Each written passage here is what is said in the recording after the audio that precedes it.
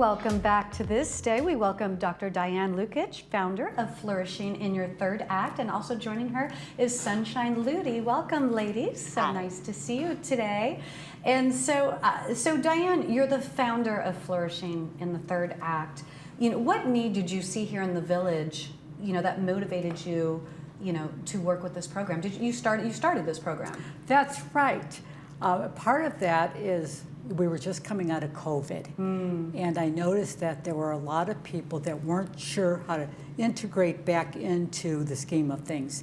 And there was a lot of loneliness. I've heard that loneliness is an epidemic in the USA, and I thought, what can I do to contribute to that? Now, we only have 250 clubs here, and I looked up and I thought, but there's nothing that deals with this. This is more of a support group, so why not start something?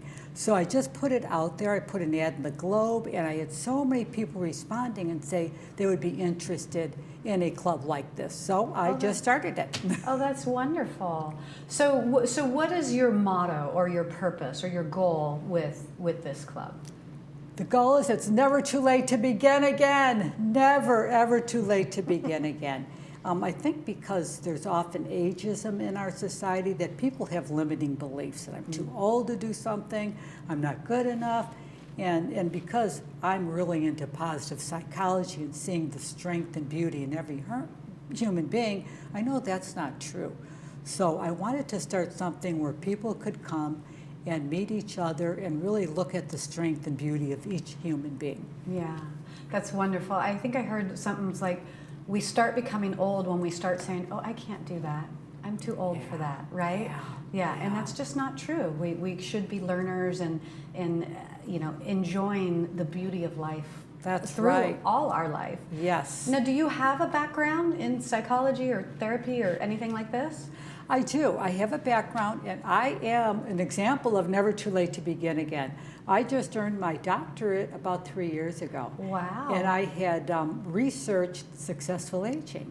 And I did my whole doctoral project on what it is to age successfully because I was aging myself and I wanted to be good at it.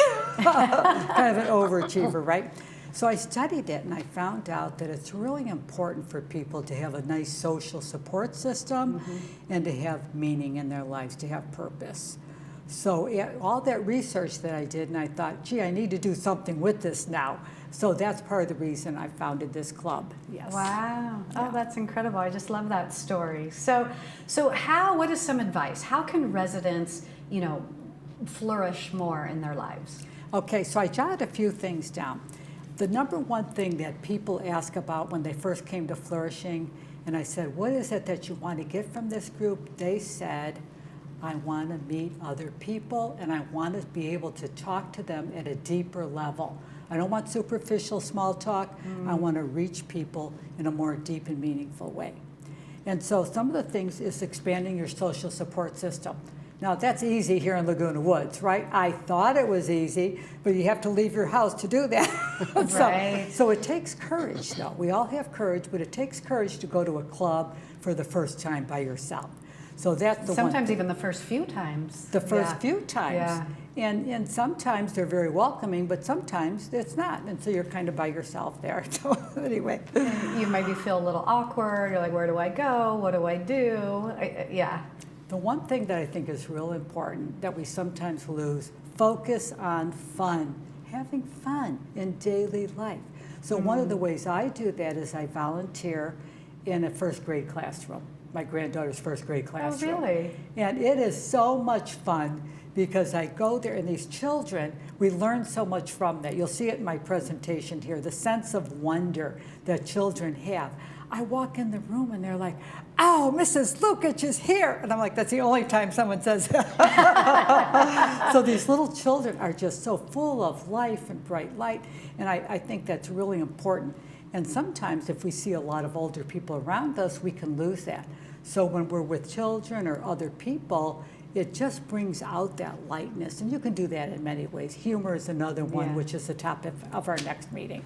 I mean, I would say just in general, how many times it's like maybe woke up on the wrong side of the bed, or, oh gosh, I got to clean the house today, or just things seem so down. But then you get around your friends or you get outside, and then the next thing you know, you're like, wow, my whole entire attitude has changed. That's the key. Change. It's your attitude. It doesn't matter what happens to you, because as we age, there is negative that comes into our lives. I have a friend that was just diagnosed with stage 4 lung cancer. This is devastating news. Yeah. There's people that, it's hip replacements, knee replacements, everyone's having something. So it's part of our lives. We have aches and pains. It's all about your attitude and how you relate to it. It's never about what happens to you. It's your attitude and choosing that attitude. Yeah. So I believe that is key. Yeah, I was just listening to a podcast, and it was saying it could be raining outside, and one person will think that's wonderful. Another person will maybe be grumpy because it's wet and miserable, and another person is super mad about it. And is it the rain that's making you feel that way?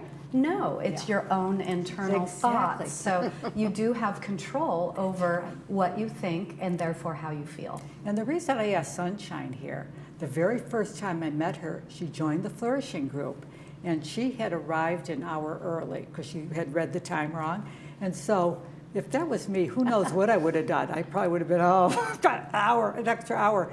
She sat down and wrote a poem. Wow. And then she came to the meeting and read the poem. Oh my and I goodness. thought, oh my gosh, is this not a good example of someone choosing to make the most of this unexpected moment? Yeah. A true flourisher.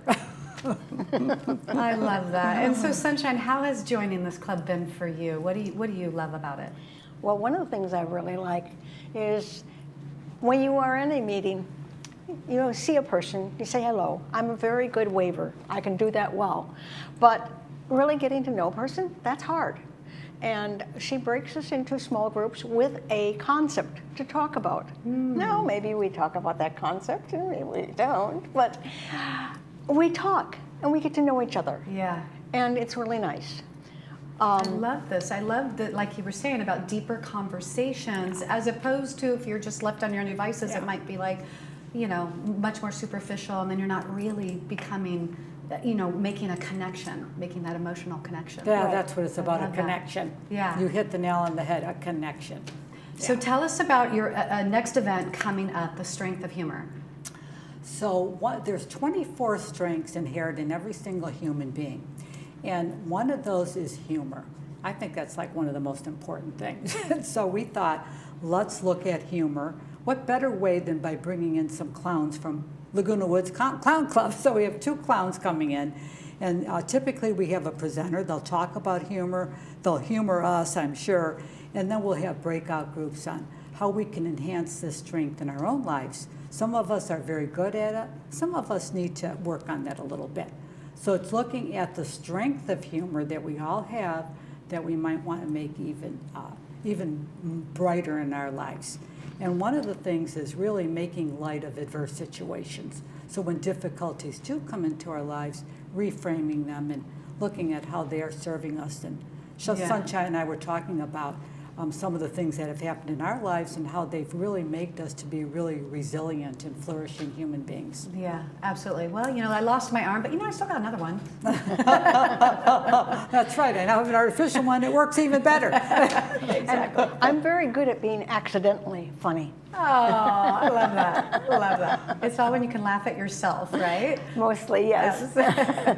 Well, thank you, ladies, for being here. It's been great information. Yes, we're very grateful. The one thing we always end our meetings with is gratitude. So grateful for being here in the studio with you. Thank you. Oh, Thank you. Make sure to definitely come check out Flourishing in the 3rd Act at their next meeting, and stay with us. We will have more of this day right after this.